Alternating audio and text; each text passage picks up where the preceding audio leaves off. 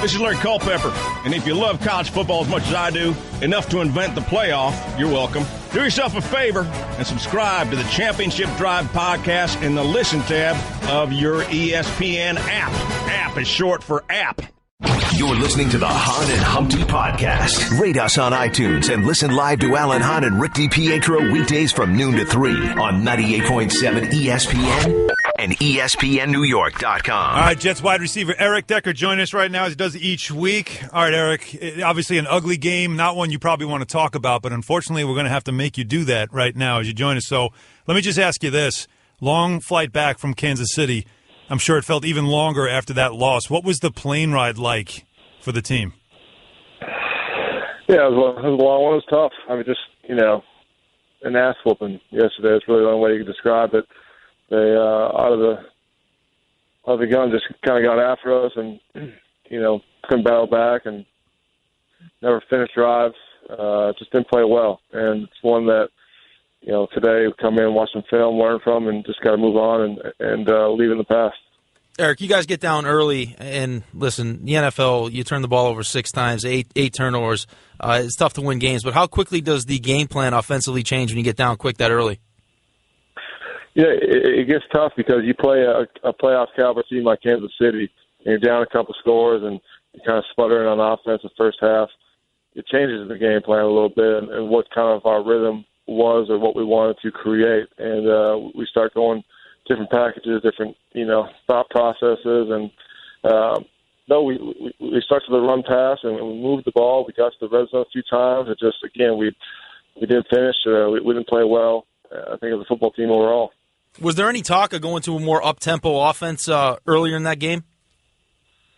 We discussed it towards kind of the end of the second quarter, try to get a different tempo, a different pace to the game.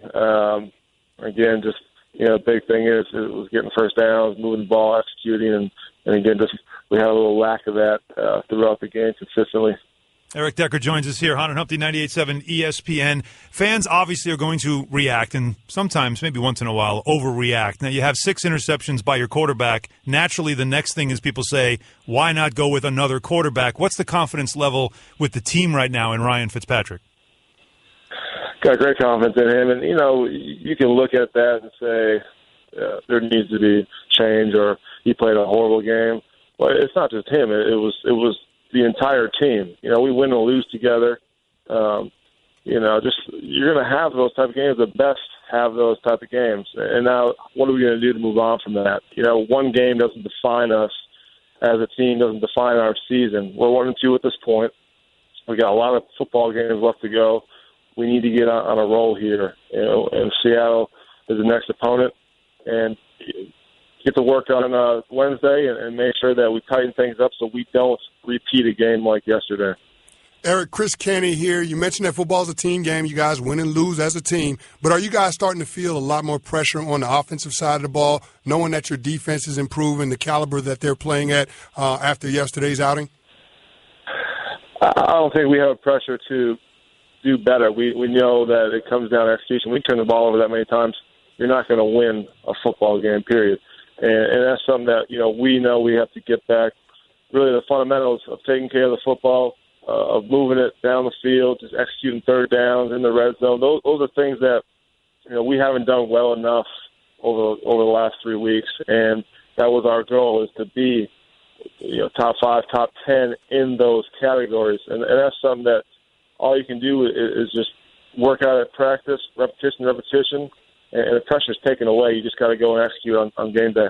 Eric Decker joins us here on Hahn and Humpty. Eric, I know you won't say it, but I'll say it for you. You were banged up leading up to this game. I know there were 10 days off, but, clearly you were dealing with the shoulder. You had Brandon Marshall dealing with his knee.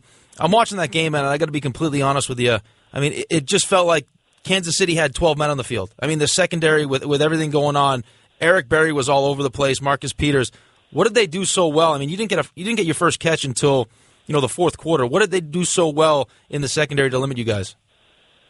We knew they were a good defense. Out front, they got some monsters and a couple guys that can rush the passer well. And, in the secondary, they got playmakers, Eric Berry, like you said, he's a guy that reads the quarterback, takes chances, really does a good job controlling the back of the field, and we just again got out of rhythm. Didn't really have really consistency in first downs and moving the ball till maybe third quarter, fourth quarter when we finally had a couple chances to score.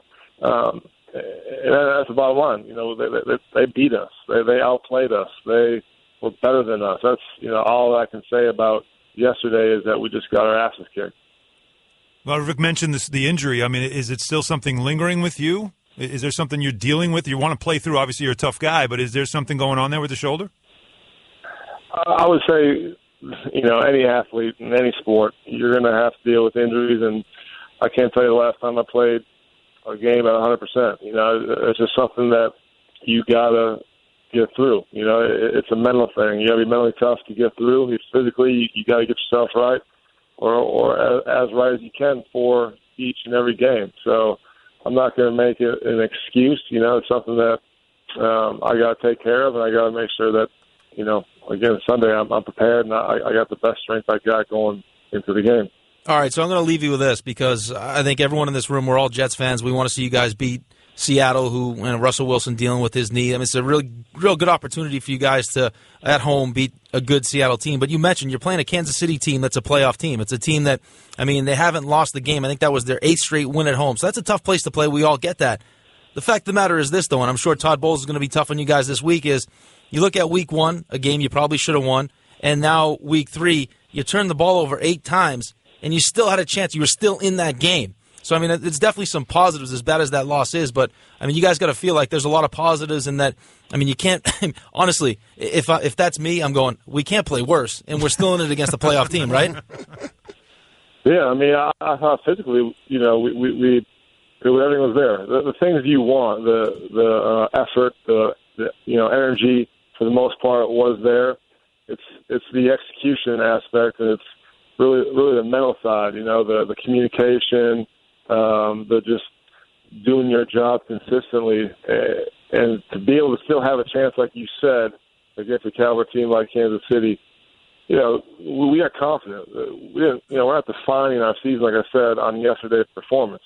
We know that championship teams don't repeat those, but you may have them. And again, that's something that we got to learn from. We got to put in the past, and we got to move forward. And we got to put the best team on the field next Sunday and get back on track. And there's no confidence lost in this team.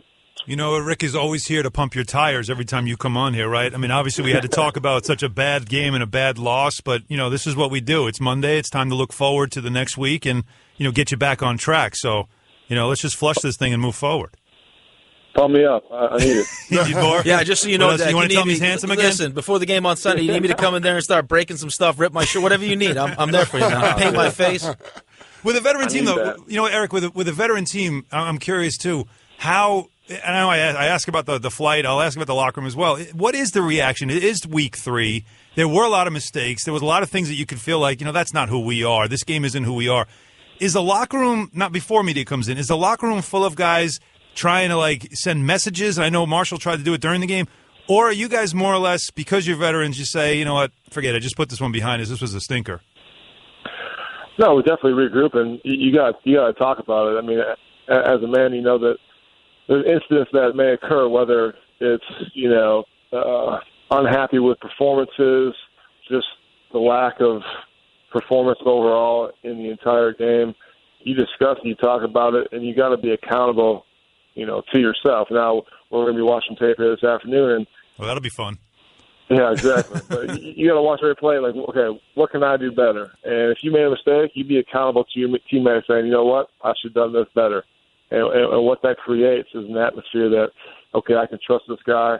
I know he knows he made a mistake, and he won't let me down next time. And as leaders in the locker room, and we got plenty of them, it's keeping all these young guys accountable and knowing this isn't what we're asking for. This isn't good enough. We need to be better, and it starts with me, myself.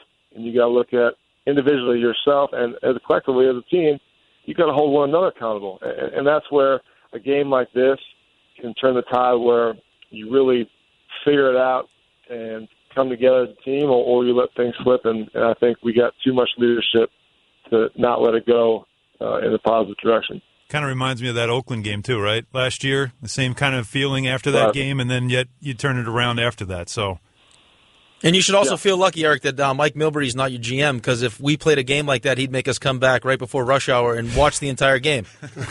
Because if he had to sit through it, we would have to sit through it. Does he know the story of you with the dictionary? No, I haven't told him that. The definition of so the GM has a meeting with the players, right, Eric? And he's really mad after a bad loss and bad performances, and he's got Rick holding a dictionary, and he asks him, read the definition of professionalism, and Rick says, of or pertaining to a professional.